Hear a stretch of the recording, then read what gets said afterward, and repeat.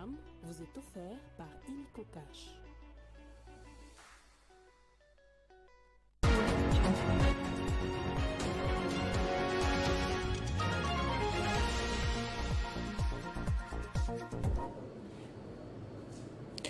Le lancement de la campagne agricole 2024-2025 a été effectué ce jeudi à Kinshasa. Le temps a été donné par le ministre d'État en charge de l'agriculture et sécurité alimentaire, Grégoire Muchai. Une démarche qui démontre la détermination du gouvernement à travailler pour l'autosuffisance alimentaire. Des autorités du pays, des organisations et plusieurs partenaires ont pris part à la cérémonie.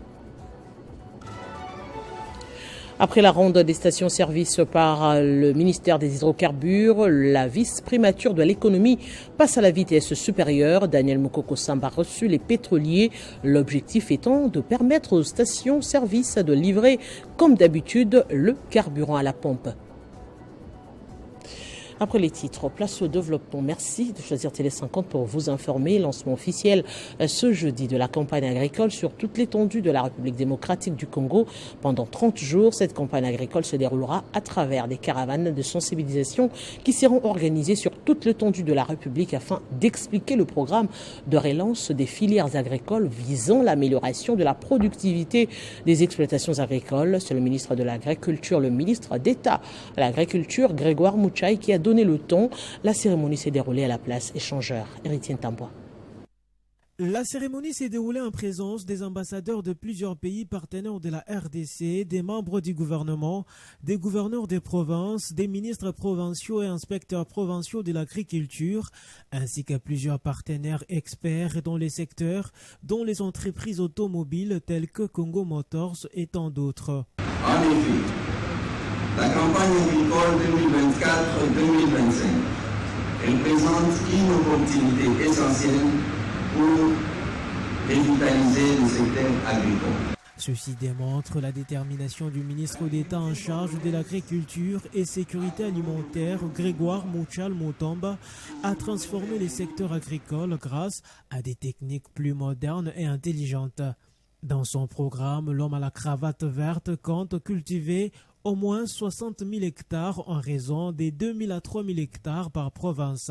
Au regard de ce qui précède, j'ai décidé d'appuyer les coopératives agricoles ainsi que les agropoles, les fondations et les entrepreneurs agricoles et de faire du partenariat public-privé. Cette campagne s'inscrit dans les cadres du programme du gouvernement basé sur les 6 engagements du chef de l'État.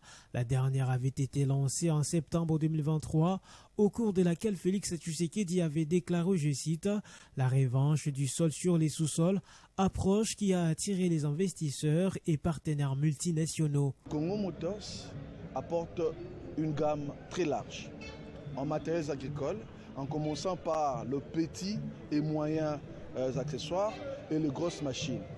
Nous avons les charrues, les ZERS, les moissonneuses batteuses, les tracteurs de toutes les puissances possibles. Alors, Congo Motors, en dehors de matériels agricoles, elle apporte également son expertise dans la mécanisation agricole. Durant 30 jours, la campagne se déroulera à travers des caravanes de sensibilisation qui seront organisées sur toute l'étendue de la RDC.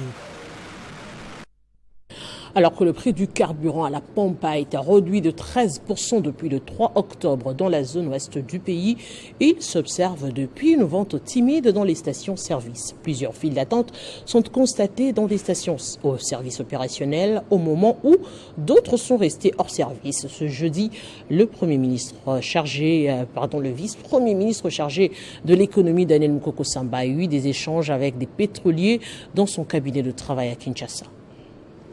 Le vice-premier ministre de l'économie nationale, Daniel Mukoko Samba, a rencontré les opérateurs du secteur pétrolier pour renforcer le dialogue. Les échanges ont porté sur les récents développements et les perspectives pour répondre aux préoccupations des acteurs du secteur. Franck Bosser, président du groupement professionnel des distributeurs des produits pétroliers et directeur général de la Société congolaise des industries de raffinage, rassure qu'il n'y a pas un problème de pénurie de produits pétroliers, mais juste un problème de réorganisation, tout en garantissant que les logisticiens travaillent pour que la situation due à une forte demande consécutive à la baisse des prix soit vite résorbée. Nous avons discuté des problèmes qui concernent notre secteur, les problèmes d'approvisionnement, les problèmes de prix, mais aussi les problèmes de manque à gagner qui nous préoccupent profondément. En conclusion, je dirais que cette rencontre a permis de nous éclairer et de nous rassurer pour que nous puissions continuer à travailler main dans la main. L'autre sujet au cœur de ces échanges entre Moukoko Samba et ses pétroliers est la question du paiement des manques à gagner. Franck Bossert indique qu'ils ont reçu du vice-premier ministre l'assurance que le gouvernement va s'acquitter de ses obligations avant la fin de l'année. Merci pour la parole donnée. Les queues que vous avez notées sur les stations-service sont liées au fait qu'il y a eu un engouement suite à cette baisse de prix, d'une part, et d'autre part, d'autres stations-service, d'autres points de vente qui ne vendaient pas. Donc il y a eu un report des consommations. La semaine dernière, les Quinois ont été ravis de voir le prix du carburant à la pompe baisser sensiblement, mais une joie qui s'est fait suivre d'une panique sur les terrains avec des longues files observables dans plusieurs stations-service. Du 24 au 26 octobre 2024 prochain, Kinshasa va abriter la première édition de la foire de la formation professionnelle. À quelques jours de cet événement, qui est une première, l'heure est aux préparatifs et à la vulgarisation de son organisation pour une participation de tous. Et c'est dans ce cadre que le ministre remarque qu'il a échangé avec les diplomates étrangers accrédités en République démocratique du Congo. Comme avec les partenaires commerciaux la semaine dernière, le ministre de la formation professionnelle a échangé ce mercredi 16 octobre au Salon Rouge de l'immeuble du gouvernement. Cette fois avec les représentants des corps diplomatiques, les bailleurs et autres partenaires en prélude de la première édition de la foire de la formation professionnelle prévue du 24 au 26 octobre prochain à l'espace INPSS. Objectif pour marquer qu'il a justement suscité l'intérêt autour du secteur de la formation professionnelle mal perçu dans le pays et ce en vue de répondre aux attentes du président de la République. Nous avons annoncé à tous ces partenaires notre vision qui consiste essentiellement à tracer une ligne claire dans la formation professionnelle, avoir une main-d'œuvre qualifiée, mais tout cela passe par l'élaboration d'un document de politique nationale de la formation professionnelle qui est un cadre de programmatique. Tout cela passe par l'unification des diversités de programmes qui nous entourent jusqu'aujourd'hui, par la formation des formateurs et nous avons fait également part de ce que nous avons obtenu du Conseil des ministres et du chef de l'État. Représentant du gouverneur de la ville de Kinshasa, Jésus-Noël Cheke, ministre provincial du budget, emploi et tourisme, a tenu à souligner l'accompagnement de la ville pour des objectifs communs de création d'emplois. Ma présence aux côtés de son Excellence, Monsieur le ministre national de la formation professionnelle, c'est pour affirmer l'engagement de la ville de Kinshasa qui s'aligne complètement à la vision édictée par son Excellence Monsieur le Président de la République. Plusieurs participants ont salué l'initiative de Marc Ekila qui va transformer les secteurs de la formation professionnelle en République démocratique du Congo. Il a rappelé à l'audience que la formation professionnelle touche tous les métiers. Et la vision du ministre correspond, comme notre collègue de Enabel l'a dit, correspond tout à fait. Du 24 au 26 octobre prochain, les panélistes vont décortiquer le thème central « Formation professionnelle, levier de développement du capital humain et de la croissance socio-économique de la RDC ». Pour cette première édition, l'entrée est gratuite et la foire offrira un cadre où seront exposées plusieurs filières innovantes pour les jeunes Congolais. Et puis le ministre de la Pêche et l'Élevage, Jean-Pierre Timang, a reçu l'ambassadeur du Maroc en République démocratique du Congo. Au centre de leur échange, l'accompagnement du Maroc dans la sécurité alimentaire en République démocratique du Congo à travers la production des poissons qui s'inscrit dans le cadre des réformes impulsées par le président de la République dans le secteur de la pêche et élevage. C'est vers un géant du domaine de pêche et élevage qu'est la République démocratique du Congo se tourne pour remettre sur les rails ces secteurs, piliers de la vie sociale en RDC, qui tient au cœur et à l'œil du président de la République, Félix Tshisekedi, pour assurer la sécurité alimentaire aux Congolais. Et aujourd'hui, bien sûr, ça concerne la pêche et l'élevage, qui est de ressort de ce ministère. Et comme l'a bien précisé Monsieur le ministre, c'est aussi un aspect de sécurité alimentaire. Je dirais que c'est de la souveraineté alimentaire carrément. Et ce domaine-là, il est très important dans la composante socio-économique de ce pays. Le projet était sur la table du ministre de Pêche et Élevage Jean-Pierre Tshimanga Bouana, partagé avec l'ambassadeur du Maroc en RDC Rachid Agassim, venu échanger le mercredi 16 octobre 2024 avec le patron de la pêche congolaise en exprimant sa volonté d'accompagner la RDC dans le développement de ces secteurs stratégiques. Il y a bien évidemment pas mal d'opportunités qu'on va explorer, notamment l'échange d'expertise. Une visite du ministre congolais au Maroc et le partage des techniques s'y trouvent dans les agendas de deux personnalités. L'ambassadeur Agassim se réjouit de la disponibilité du ministre congolais à explorer de nouvelles pistes de coopération. Une éventuelle visite de monsieur le ministre à la tête d'une délégation pour échanger avec son homologue au Maroc et pour voir de visu toutes les réalisations qui ont été accomplies dans le secteur des pêches et élevages au Maroc. L'apport du Maroc, avec une capacité de production de poissons reconnue mondialement, s'avère très bénéfique à la RDC de faire un grand bond en avant dans les cadres de réformes impulsés par le ministre Jean-Pierre Tshimanga, suivant la vision du chef de l'État, Félix Tshisekedi. La 3e édition de la Foire internationale des femmes et jeunes entrepreneurs francophones a ouvert ses portes mercredi à l'hôtel Harmonie de Kolwezi. La cérémonie d'ouverture a été présidée par la gouverneure du Lualaba. Fifi Masuka Seyni a remercié les organisateurs d'avoir choisi sa province pour abriter cette grande activité foraine. Les participants viennent de plusieurs pays d'Afrique de l'Ouest, dont le Sénégal, le Mali et le Niger. Les chapiteaux de l'hôtel Harmonie de la banlieue de Kolwezi abritent la 3e édition de la Foire internationale des femmes et des jeunes entrepreneurs francophones. Plusieurs personnalités politico-administratives du Lualaba ont répondu à ces rendez-vous d'échange culturel des pays francophones d'Afrique. La cérémonie d'ouverture a été pilotée par la gouverneure du Lualaba, Fifi Masuka Seyni. La déléguée de la FEC Lualaba a salué l'esprit d'entrepreneuriat de la gouverneure Masuka, dont la participation constitue une énergie de plus pour booster les femmes entrepreneurs venues des différents coins du pays et du continent noir. Les délégations viennent du Sénégal, du Mali, du Niger et de la Guinée-Conakry. D'autres proviennent des provinces du Kwilu, du Kasaï oriental et du Haut-Katanga en RDC. La gouverneure Masuka a rendu hommage au président Félix-Antoine Tshisekedi Tshilombo, champion de la masculinité positive et qui ne cesse d'encourager les femmes à créer des entreprises afin de participer au développement de la RDC. Elle n'a pas caché la reconnaissance envers les organisateurs d'avoir choisi sa juridiction pour cette activité foraine bénéfique à ses administrés. J'adresse toute ma gratitude aux organisateurs de cette 3e édition de la Foire internationale des femmes et jeunes entrepreneurs francophones pour avoir choisi la ville de Kolwezi, chef-lieu de la province du Lualaba, afin d'abriter cette manifestation de haute portée. Avant de quitter les lieux, tous les officiels ont visité les différents stands. Cette 3e édition de la Foire internationale des femmes et des jeunes entrepreneurs francophones prendra fin le 26 octobre prochain.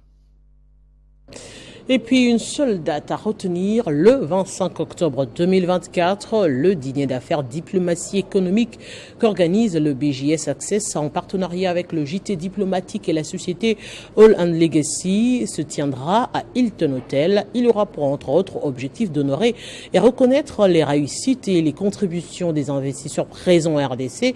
Son initiatrice Berthe Chastry était face à la presse ce jeudi. Mettre en place une plateforme visant à encourager les échanges d'idées, les partenariats commerciaux et les opportunités d'affaires tout en respectant les lois congolaises, renforcer les relations diplomatiques et la coopération internationale, honorer et reconnaître les réussites et les contributions des investisseurs présents en RDC, tels sont les objectifs du dîner d'affaires diplomatie économique prévu le vendredi 25 octobre prochain. Son initiatrice, Berthe Chastry, en a donné les raisons d'être. L'objectif poursuivi derrière en organisant ces dîners, c'est de pouvoir promouvoir l'investissement.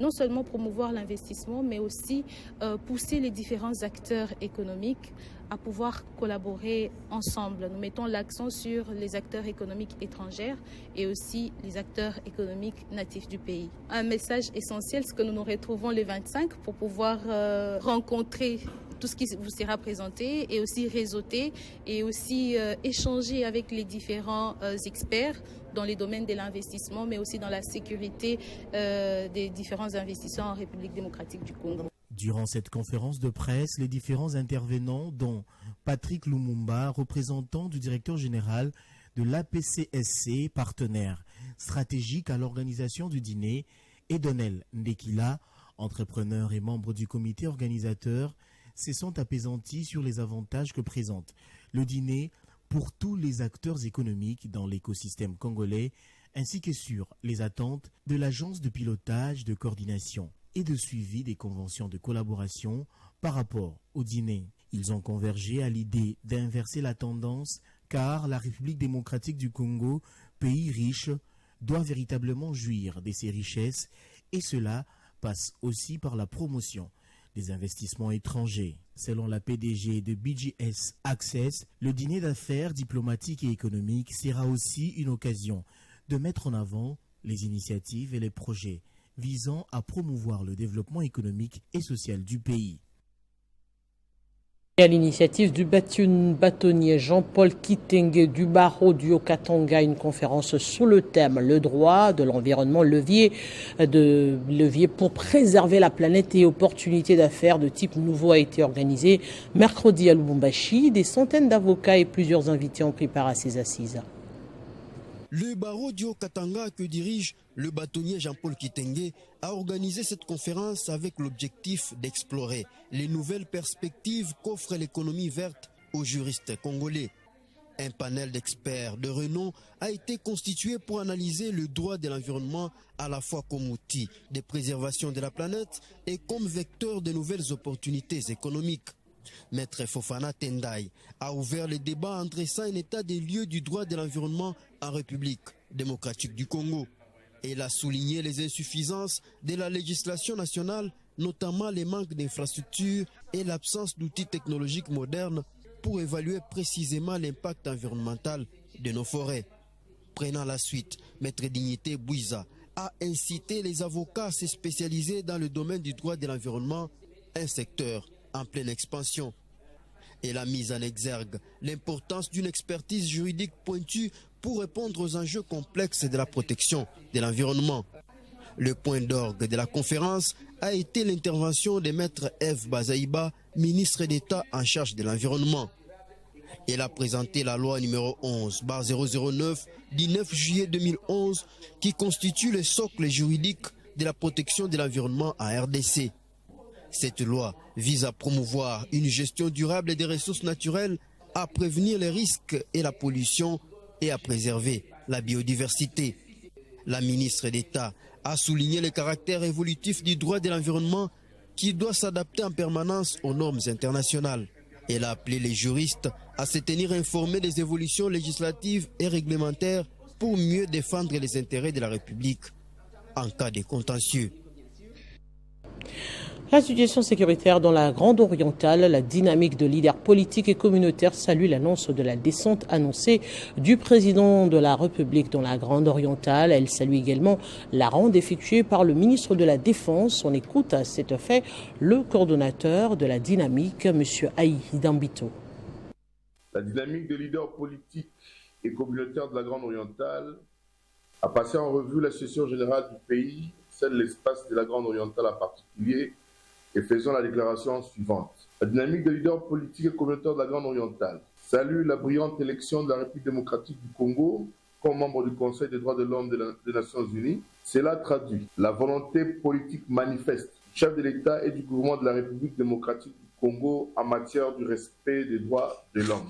Tout en saluant la tournée que vient d'effectuer le vice-premier ministre, ministre de la Défense national dans l'espace Grande Orientale, accompagné des élus nationaux en vue de s'enquérir de la situation des rebelles Seleka, la NAFSA, des ADF ainsi que des éleveurs Mbororo, la dynamique des leaders politiques et communautaires de la Grande Orientale a appris avec grande joie l'arrivée imminente de son Excellence Monsieur le Président de la République, chef de l'État, dans notre espace, et ce conformément à sa promesse faite au mois de mai dernier lors de sa visite à Paris.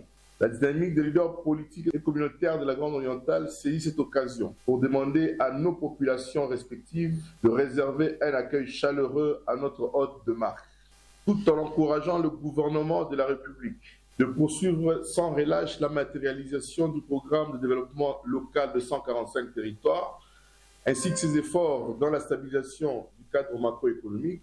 La dynamique des leaders politiques et communautaires de la Grande Orientale demande au gouvernement de la République de régulariser de toute urgence la situation salariale des enseignants, gage de l'effectivité et de la gratuité de l'enseignement voulu par le chef de l'État. La dynamique des leaders politiques et communautaires de la Grande Orientale réitère son soutien à son Excellence Monsieur le Président de la République ainsi qu'aux institutions de la République. Dans le Haut-Katanga, plusieurs territoires et villes font face ces derniers temps à l'insécurité causée par les hommes en armes non autrement identifiés. Le député provincial d'Eliance Tchongo, élu du territoire de Sakania, hausse le ton. Il a saisi le bureau de l'Assemblée provinciale et il a adressé une lettre ouverte au ministre de l'Intérieur pour que les policiers ayant passé plus de 10 ans dans ces entités et qui sont impliqués dans la tracasserie de la population à Kasumbalesa et Mokambo soient changés. J'ai constaté qu'il y a la montée en puissance de la sécurité dans le territoire de Sakania, surtout dans les villes de Kasumbalesa et de Mokambo. Et l'événement le plus récent, c'est celui d'hier. Nous sommes en train de nous demander si c'est fait sciemment ou bien volontairement, parce qu'on ne comprend pas. De villes qui sont pleines de militaires, pleines de la police.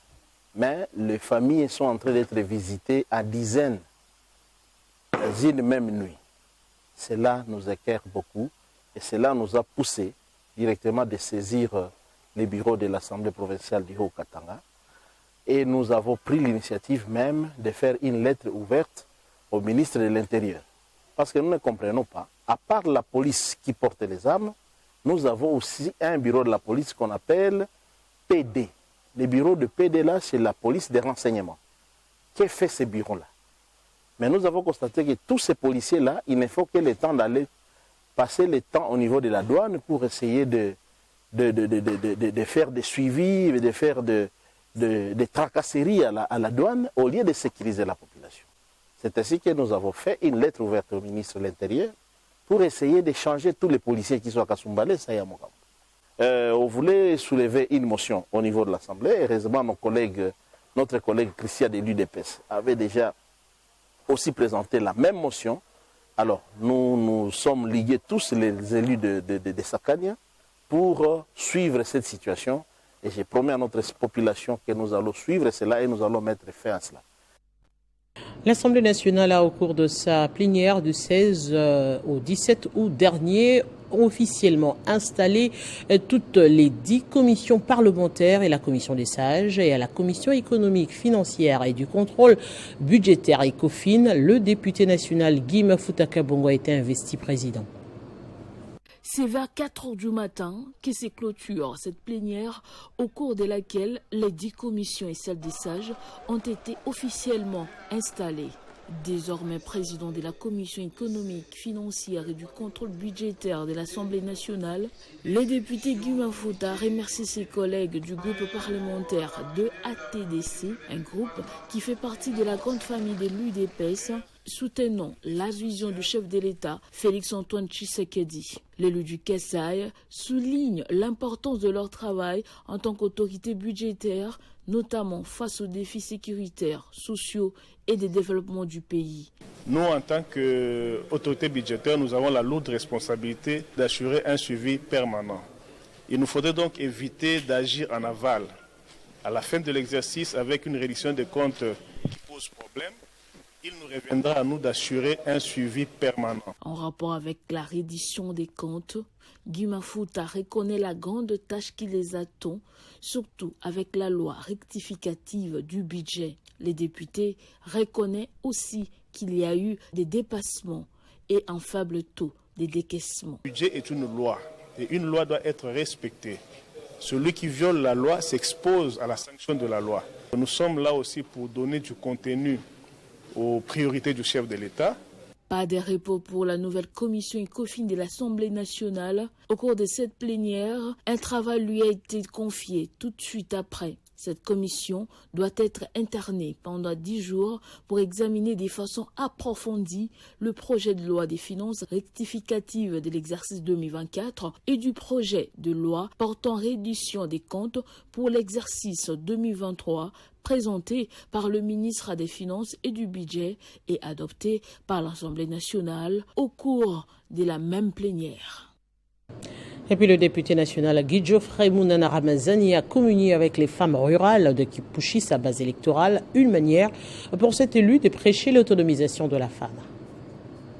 Fidèle à sa base constituée essentiellement des femmes rurales, le député national Guy Geoffrey Mounana Ramazani a fait les déplacements de Kipushi en provenance de Kinshasa, spécialement pour commémorer la journée internationale de la femme rurale.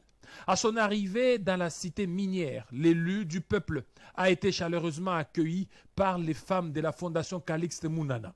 Sous les thèmes « Valoriser et reconnaître les rôles essentiels de la femme rurale », thème qui vise à valoriser les actrices essentielles du développement agricole pour encourager ces femmes dans la culture des champs et en prévision de la saison 2024-2025 et aussi surtout en s'inscrivant dans l'autonomisation de la femme.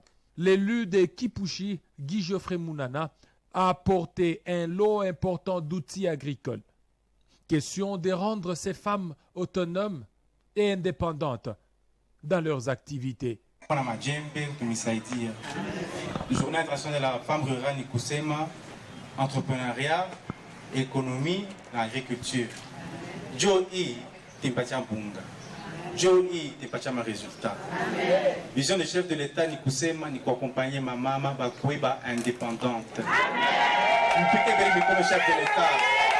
Le député national Guy Geoffrey Mounana ne s'est pas arrêté là. Il est allé poser les mêmes gestes à son parti politique FIDEC pour manifester sa loyauté et son abnégation aux valeurs du parti. Guy Geoffrey Mounana alitupatia majembe, alitupatia mipanga. Ana paka leo tunapata miaka yote tunapata. Honorable Guy, tunakuombea Mungu akuwezeshe, Mungu akutangulie kubyote kunafanya. Il entend ainsi soutenir la vision du chef de l'État Félix-Antoine Tshisekedi Tshilombo qui prône l'autonomisation de la femme par le travail. La Fondation Calixte Mounana, ministère de veuves, orphelins et personnes vivant avec handicap, c'est 36 ans d'abnégation au service des vulnérables. Oui, le collectif des journalistes de Kinshasa se mobilise pour obtenir la libération du journaliste Patrick Lokala, arrêté pour diffamation. Ils ont déposé une plainte à l'Union nationale de la presse du Congo. Pour les journalistes de Kinshasa, la libération de Patrick Lokala est non négociable. Arrestation de Patrick Lokala, les journalistes de Kinshasa ne veulent pas se laisser faire. Constitués en collectif, ils sont allés déposer leur plainte à l'Union nationale de la presse du Congo contre le journaliste Christian Lusakweno qui l'accuse d'être derrière l'arrestation de Patrick Lokala. Les journalistes de Kinshasa ne jurent que sur la libération de leur confrère Lokala. Un entretien avec les responsables de l'UNPC, ici je cite le secrétaire général également, le premier vice-président Cyril Kileba, avec qui nous avions échangé autour de notre plainte contre M. Christian Lusakweno qui a fait arrêter les confrères Patrick Lokala. Voilà plus de 5 jours qui est aux arrêts. Nous avons eu des discussions très constructives allant du sens pour obtenir la libération de notre confrère Patrick Lokala. L'Union a dit qu'elle s'active et qu'elle est dans des démarches et que dans les jours qui suivent, nous serons informés de ces démarches qu'elle est en train de mener via ses responsables. Dans un communiqué de presse, l'Union nationale de la presse déplore et dénonce, et tout en condamnant fermement, les actes qu'elle qualifie de barbarie et d'intolérance qui, selon elle, ne se justifient par aucun prétexte contre un citoyen dans un État qui se veut de droit, perpétrés par les agents de la police judiciaire détachés pour le ramener. L'UNPC exige des agents ayant procédé à cette arrestation qu'elle juge de honteuse, des excuses publiques pour avoir filmé et diffusé sur les réseaux sociaux des scènes de torture sous la personne du journaliste Patrick Lokala. Et puis l'Agence pour la promotion des classes moyennes congolaises, la PROCEM, est à l'affût des partenaires, plutôt de partenariats pour pouvoir atteindre ses objectifs. Son directeur général veut se baser sur des modèles des pays qui ont fait leurs preuves durant les dernières décennies. C'est le cas du Japon notamment. Un partenariat est en vue entre l'établissement public et l'Agence japonaise de coopération internationale, dont un des représentants a été reçu par la PROCEM. Commentaire de Gaëtan Koubaborandi. C'est une rencontre conviviale et cordiale qui a eu lieu ce jour. D'un côté, la PROCEM avec à sa tête son directeur général et de l'autre côté, la JICA conduite par le représentant résident adjoint. Les échanges ont porté sur les possibilités de partenariat entre les deux organisations. La PROCEM, qui fait déjà pas mal de prouesses malgré son jeune âge, veut se renforcer dans la formation professionnelle. La JICA nous offre l'opportunité de stage au Japon. Donc, nous pouvons inviter des stagiaires au Japon et nous pouvons offrir des opportunités pour transmettre le savoir-faire de la manière de Japon en expérience. Donc voici peut-être que ça pourra lui faciliter de faire des activités ici en RDC. Pascal Tchelo a reconnu les efforts fournis par le chef de l'État dans la promotion des classes moyennes congolaises et dit être engagé à mobiliser et multiplier les partenariats. Nous voulons saluer déjà le geste qu'il vient de faire, mais au-delà de ce geste, comme il le fait aussi à son niveau, nous devons déployer des efforts pour mobiliser les partenaires techniques et financiers pour soutenir l'action de la PROCEM, donc l'action du chef de l'État pour soutenir les classes moyennes congolaises. La PROCEM intervient dans le renforcement des capacités institutionnelles, le développement des activités de recherche, la promotion des classes moyennes et le développement du partenariat. Et là-bas, la mairie de Kolwezi a célébré la remise officielle des clés des 5 nouveaux camions poids lourds, en plus de 2 nouvelles chargeuses destinées à la brigade d'assainissement, présidée par le maire, Maître Jacques Massengo. Cette cérémonie s'est tenue à l'hôtel de ville en présence des agents et l'événement a été également marqué par le lancement de l'opération de recouvrement forcé des taxes liées à l'assainissement visant à renforcer les ressources de la mairie pour le bien-être de Kolweziens. C'est un premier lot des 5 camions 12 roues d'une capacité de 40 tonnes chacun, Pempa 9, 0 km au tableau des bords, et de chargeuses d'une capacité de 3 mètres cubes qui vient enrichir les chariots automobiles de la mairie. La remise officielle des clés de ces engins acquis sur fonds propres de la mairie de Kolwezi, destinés spécifiquement à l'assainissement de la ville, sous la présidence du premier citoyen de la ville, Maître Jacques Massengo Kindele, avec qui ce lundi 14 octobre dans l'enceinte de l'hôtel de ville. Devant les agents des différents services réunis, le numéro 1 de Kolwezi, Maître Jacques Massengo Kindele, a manifesté sa reconnaissance à ses administrés. L'achat de ces engins poids lourds, dont les 2 nouvelles chargeuses à grande puissance et la réussite des efforts réalisés lors des dernières opérations de recouvrement forcé. Sensibilisation ya taxi yetu ya assainissement tunafanya économie tuliekaka ile makuta yetu mu compte bloqué. Avant de procéder au flocage symbolique, l'autorité numéro 1 de la ville, Maître Jacques Massengo Kindele, a vivement appelé les chauffeurs à accomplir avec professionnalisme leur rôle en utilisant ces véhicules à bon escient. Le maire de Kolwezi a souligné l'importance de ces véhicules dans la poursuite des travaux collectifs d'Issalongo sur l'étendue de la ville de Kolwezi, qui viennent renforcer les capacités opérationnelles des agents sur les terrains. Au nom des agents de la mairie de Kolwezi, Félicien Kaponda, chef du premier bureau, a remercié l'autorité urbaine pour cette énième action qui rentre dans l'intérêt de la population de sa juridiction. Il y a un grand changement, même les gens qui viennent d'ailleurs. Après remise des clés, les engins ont été déployés sur différents sites pour les travaux appropriés. Entendez, ceux de rendre Kolwezi encore plus propre. Un séjour fructueux pour Sakombi Moleka Katia Boudjala, la députée nationale, à travers sa fondation Mama Zonda Moleka, solidement installée au sud du Bangui en partenariat avec la fondation Arish Jaktani, s'est associée aux déplacés du conflit foncier récurrent à Likao Mei, excusez-moi la prononciation. Elle les a apporté une assistance humanitaire urgente et promet d'initier plusieurs plaidoyers à la hiérarchie pour des solutions rapides aux problèmes de la population de ce coin. Élue du territoire de Boudjala pour le compte du mouvement de la libération du Congo, la députée nationale Sakombi Moleka Kati a débuté ses premières vacances parlementaires par une assistance humanitaire urgente aux déplacés internes. La présidente de la fondation Mama Zonda Moleka a mis à profit son séjour dans la province du Sud-Ubangi en remerciant la population pour la confiance placée en elle comme députée nationale.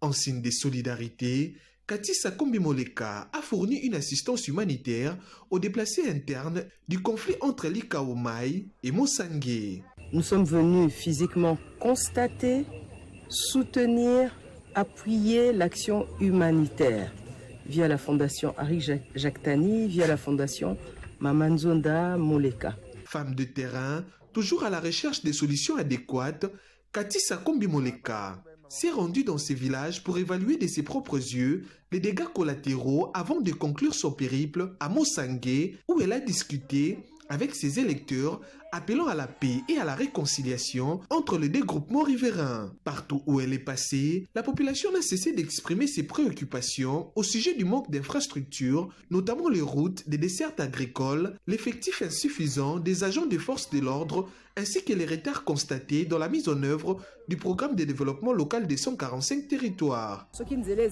développement est bomoi et kozalate. Boudjaleza na biloko ebele, eza na ba potentialité ebele kasi likamunde ya nzela. Face aux différentes préoccupations de la population, elle a promis de plaider lors du débat général sur la présentation du budget pour la réhabilitation de la route nationale numéro 6 reliant l'axe Gemena-Akula et la concrétisation du programme des 145 territoires conformément à la vision du président de la République.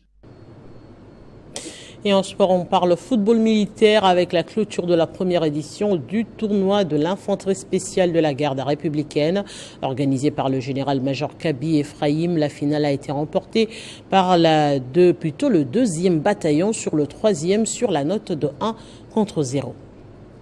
Le directeur général de BCH Logistique a marqué par sa présence la cérémonie de clôture de la première édition du tournoi de football du 11e régiment de l'infanterie spéciale de la garde républicaine organisé par le général-major Kaby Ephraim. L'activité s'est déroulée au terrain de football du Kanseta où l'équipe du 2e bataillon s'est adjugé les sacres en renversant en finale le 3e bataillon sur le score étriqué d'un but à 0. Le match de classement a opposé l'équipe du 1er bataillon à celle des unités rattachées. Le général-major Kaby a été représenté dans cette finale par les commandants adjoints chargés de l'administration et de la logistique, le général de brigade Mulumba Kabanangi. J'invite tous les corps, les unités là où ils sont, de développer, déjà commencer à s'entraîner pour les grandes compétitions qui sont dans les perspectives à l'avenir. Tout est bien qui finit bien, les meilleurs joueurs de la compétition ont été primés, quoi de plus normal, réjouir le directeur général de BCH Logistique, Blaise Chilombo. J'ose croire que si tout citoyen, avec son sens patriotique, met en devant les lois qui régissent l'ensemble d'une nation, on pourra aller mieux. Les portes de ces tournois militaires se sont refermées avec succès par une messe des officiers en présence des invités de marque. Maintenant, on rappelle de principaux titres. Le lancement de la campagne agricole 2024-2025 a été effectué ce jeudi à Kinshasa. Le temps a été donné par le ministre d'État en charge de l'agriculture et sécurité alimentaire, Grégoire Mouchaï. Une démarche qui démontre la détermination du gouvernement à travailler pour l'autosuffisance alimentaire.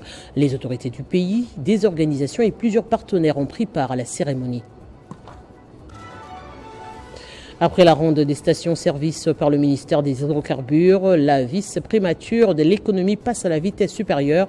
Daniel Mokoko Samba a reçu les pétroliers, l'objectif étant de permettre aux stations-service de livrer comme d'habitude le carburant à la pompe. C'était un réel plaisir que de présenter ce journal, mesdames, messieurs. À très bientôt sur Télé 50.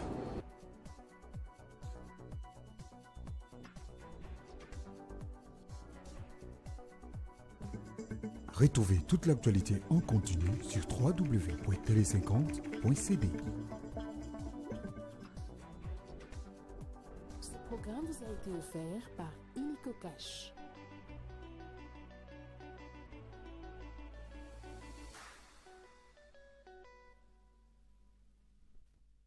L'autorité morale d'Alliance des paysans et indépendants, Joseph Kokonyangi, vient d'apprendre avec peine l'assassinat de son frère Daniel Ngoma le mercredi 16 octobre 2024 à 18h57 dans la commune rurale de Kalima par des bandits main armés non autrement identifiés.